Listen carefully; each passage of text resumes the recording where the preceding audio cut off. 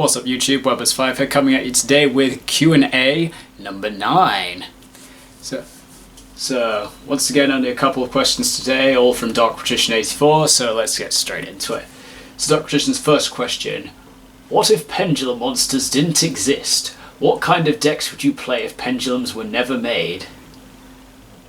That's a pretty difficult one for me to call, because I properly got back into the game when pendulums first came around because I was interested in the mechanic, but if they were never made around the time I got back into the game, that's hard to call. My guess is I'd probably maybe try to build one of the decks I was playing in the video game versions.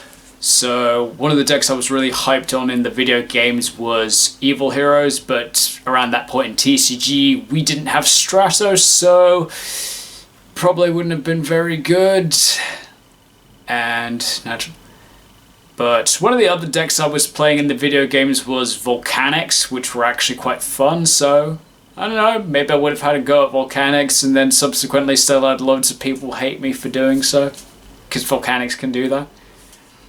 And I think it was one of the early sets, might have been Duelist Alliance, or it might have been a couple of sets after that we got Blaze Accelerator Reload, the trap Blaze Accelerator, so that you can much more easily do Scatter Shot on your opponent's turn, so that could definitely have been something I had looked into.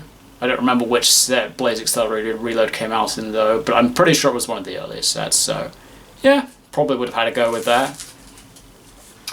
Question 2.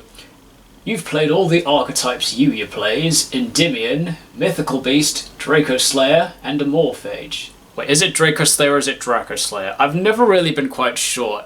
Does anybody know what the correct pronunciation is? Because I'm not sure.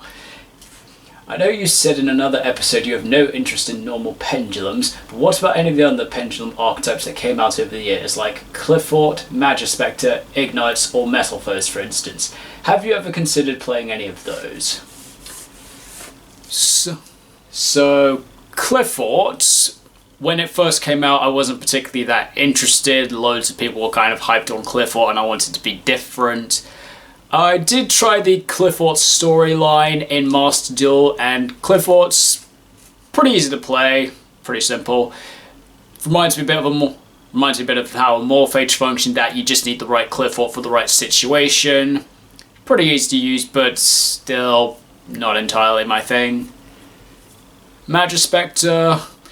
I liked Magispector as an engine when we still had Kirin, but without Kirin, the deck's alright.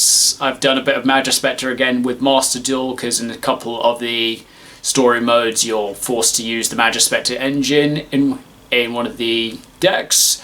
Magispectors are pretty fun, they're alright. Not sure if I'd play them as an entire deck, because I'm not sure how well they can function without Kirin. I don't know, maybe I'll give that a think. Ignites. I actually did try Ignites within Draco Slayers when I first started them out with those. That was like kind of the main engine I was using because at the time when Draco Slayers came out was the same time as Ignites, so the combination of those with Ignis Stellar Prominence, so that was quite interesting, and then over time I altered Draco Slayers in various other ways. But now with the upcoming support in Darkwing Blast, it'll be interesting to play them pure. Metal Foes. I'm not really sure I tried Metal Foes as a deck. I think I tried it very briefly in combination with Draco Slayer, but it was kind of average. But Metal Foes, they were quite interesting. I think I got a proper use of Draco Slayers during the Dark Illusion sneak peek that I entered at Dead Universe. That was a lot of the cards that I pulled, so I used that as my engine for my sneak peek deck, and fortunately the Metal Foes was able to bring me to victory, and I walked away with the Dark Illusion playmat, so that was pretty good, but afterwards didn't really have a tremendous interest in the deck though.